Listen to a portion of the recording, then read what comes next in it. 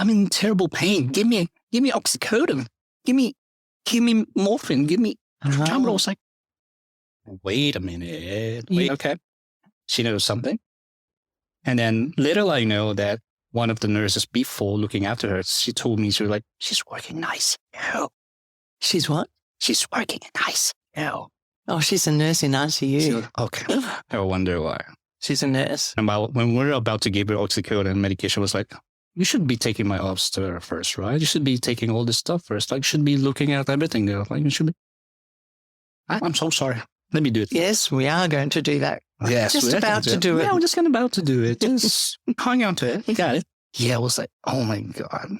I always think if anything's going to go wrong, it's going to go wrong for a patient that's a nurse or a doctor. Oh, absolutely. The day that you trip over and drop all the thermometers and break everything will be a nurse's room or a doctor's room. Oh, I couldn't agree more with that level. You stayed in the Philippines as a volunteer in that small hospital for a couple of years, or you get a paid position then? The good thing is that I started working as a volunteer for 6 months because most of my mates there are not consistent going to that place to work in there because they're volunteered. I'm getting paid. Yeah. And I'm more consistent about getting more in there.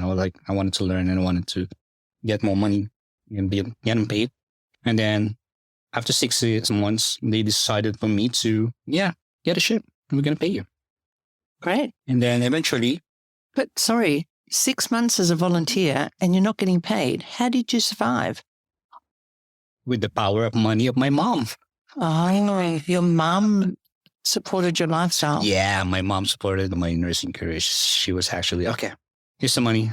There's the money for traveling and money for lunch. You're lucky. You're very lucky. Go on. And then eventually what I'm getting from that hospital is not that really big. What I'm getting there's like only money for me, for my travel allowance, for my food. That's basically it. I didn't get any extra. I didn't have like beer money or something. You were there for 6 months and then you got paid to do shifts. Yeah. Good. So you stayed there for a couple of years? I've stayed there for a couple of years. And then beside from that, I do like side hustle. I do call center company stuff. I worked there for not that very long. I worked like for almost 6 months tops. What was the call center for? Nursing? No, actually. That's all the call center probably is. You might encounter them in Telstra. Someone going to talk to you. Oh, one of those. We are them. The ones we want to hang up on. Yeah, the one we want to hang out on. Yeah, thank you. No, I didn't call you. Goodbye. Goodbye. So after a couple of years in the small hospital, you went to the Middle East. Did you follow some friends over there? Well, yeah, that's actually a good story there because before I decided going to Oman, which I had my experience there, I was actually doing my review for another country, which is Dubai. I'm taking my HAD, what we call that. Yep. A HAG? HAD, H-A-A-D. They call that a licensure for Dubai nurses. Okay. And during that time, I was like already giving up with working in Oman because it takes a while. And eventually someone called me like, hey, Ron, you're on contract and visa is ready to go into Oman. I was like, yay. How long did that take? It takes a year. Okay. Were you scared going to a new country? A little bit, but for me, I don't have anything to lose back home because I'm ready to go to the next level. Yeah. And living in the Philippines is really hard, especially if you don't have like a decent job and a decent money to get home with. And I was like, okay, I'm ready with it. Great. That was your plan? No, yeah. Always to go overseas and work. Yeah. So you went to Oman? Yeah, I went to Oman and then I worked there for 6 years and I met my lovely wife there. Whereabouts? What actually happened is that I'm just walking around in ICU and I saw this lovely lady in there. She was like handing over to one of the doctors and nurses. So I was like, she's so beautiful. I gotta know her. And then the good thing there is that she's a fellow. She's also Filipino. And in the Middle East, it's too easy to know who's that person because we do have a group in page and group in where there's a group of same hospital, same people in there. It was like, keep searching. You're looking for her. I was stalking and looking after her. Okay. And then eventually I found her at her Facebook And then what actually happened that during the time, she actually sent me a message, like a direct DM. I was like, oh my God, what's going on? Is this it? Yeah, I was like, I'm so excited about it. And then what happened was she asked me if I wanted to join in a networking or in like a pyramiding scam. Like A scam. like we called it a pyramiding scam, like pyramiding investment. Oh, okay. I was like, I thought this was going to be it. And now she's just offering me to join an investment chances. And I'm like, oh no. Yeah, it's like a dodgy investment type or something. And that's why we called it dodgy or pyramiding. I was like, So did that turn you off her? nah. I'm about to say yes because I wanted to get involved, not to the pyramiding scam, not to the dodgy investment, but to her. Yeah. And then, I was like, I started being more sane. I was like, nah, I don't want to join it. I don't have money for it. And then eventually friends, they let us met each other. We actually like had like photography. I'm into photography as well, beside from being nurse. Yep. We invited her as our model. Yeah. Then everything changes from there. Like everything started from there. We started talking, sending message and all this stuff. And then we start going out. And that's it. And then you don't know that she didn't spot you first in ICU and thought, I've got to find that man. Oh, I would love to have heard that story if that's real. Yeah, your heart still pumps, huh? Yeah. Absolutely love, especially right now. They're going to be here on May. Like really, really soon. I was like, oh my God. They're not in Australia. They're not in Australia. They're still in the Philippines right now. Did she go back from the Middle East to the Philippines? Yeah, what actually happens that like a year after I left, she decided to go back to the Philippines to take care of her son. And then she started working there. And then for more than 3 years, I haven't seen them both. That's why I have to get them here. So you were in the Middle East for 6 years and she was there for, 7 years? You got married? Yeah, 7 years. So we got married in Middle East as well. And you had a couple of children? Only one for now. One? Yep. In the Middle East? Yeah, in the Middle East. Lovely. So he's got a passport there whenever. Oh, yeah. Like, ready. Good. So she's back in the Philippines and your son is now how old? Oh, my God. 7. Yeah, you had to look at the tattoo on your arm for the birth date, didn't you? Yeah, I got a birthday. Yeah, 7. Oh, I hope I'm right, or else my wife's going to kill me and my son's going to hate me for this. He won't hate you. He won't hate you. You're giving him a good life. So most people, after the Middle East, they would look at going to Canada or the US. Oh, yeah. Before we start deciding to be here in Australia, we decided we go first into Canada. And me and my wife decided to go into this dodgy agency. Yep. And then eventually they asked us to do like English tests. And I'm really, really bad about it. I took 4 times IELTS and I got only average score. The IELTS is the English speaking test? Yeah, it's an English speaking test. Did you speak English though? You'd have to be in the Middle East. Most of the time they speak Arabic, but you start learning about their basic, but most of the time English. Okay. And then during that time, it's really hard to get that. Then took like 4 times IELTS before I get the average score. Then what happened is that when I got all my papers ready, we submit them all. And then this dodgy agency told us you have to wait for a bit because your point is a little bit low. That's why we have to wait for really, really long. For almost one year now, we haven't. 1 year before, we haven't heard anything from them. They told me like, have you paid the agency some money? We paid heaps of money about. This is to get into Canada. Yeah, or just to process US. our papers. Like, so really huge amount. Lots of money, a year of waiting, 4 tests. Yeah. And what happened at the end? Did you get in? Well, no, actually. Like literally no.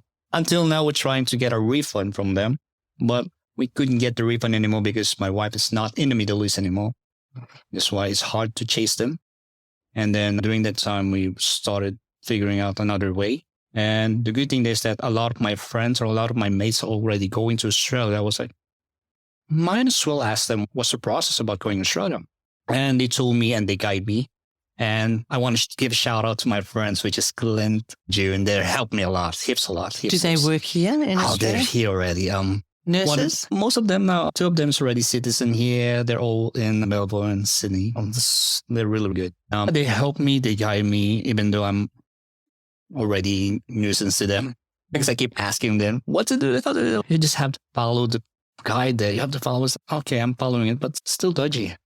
I believe nurses from Australia can work anywhere in the world because of the high standards. Is that correct? I absolutely love. I couldn't agree more with that. When I stopped studying as student, well, I wouldn't say that it's not that really bad because we arrived here before the pandemic.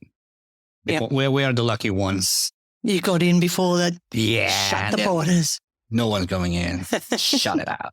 You were lucky. Yeah. Good thing about studying is that during pandemic, they're all out support to you. I don't have work during that time. It's really hard to get the job.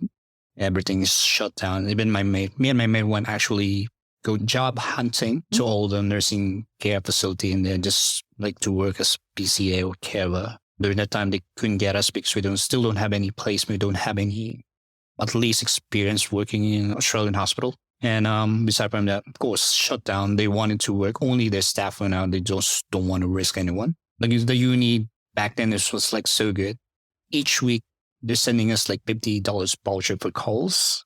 Oh, the universities did. Yeah, they did that. Like every week, I was like, oh, thank you so much. I was like, that's a really good help from them. I mean, if you listen to the Coles ads, you can feed a family of 4 on $10, can't you? Oh, yeah, that's it. That helped us really, really good that time. I was like, how can I survive this? And then the good thing that uni, they're giving us $50 weekly. I was like, God, that's really good because at times it's really hard to get a job. And then during like later that year, before I start doing my second placement, I need to work like an Uber Eats bike just to survive. And then before that, and then after that, I started deciding. You joined an agency? I joined an agency. And then, I joined an agency like middle of that year. I started uni, but I haven't started any shift that time because I'm scared, because I'm not sure how things works here. Yeah. Especially with the patient and all the protocols. Even my mates told me, you are already a carer agency. Then why are you still working as an Uber bike delivery? Just giving them a lot of excuse just to avoid this conversation. I was like, because you were afraid. Yeah, it's frightening. Yeah, literally so frightening because I don't want to put in a position that I don't know what to do. And then if something happens to the patient, they're going to be going to me. You're new to the country.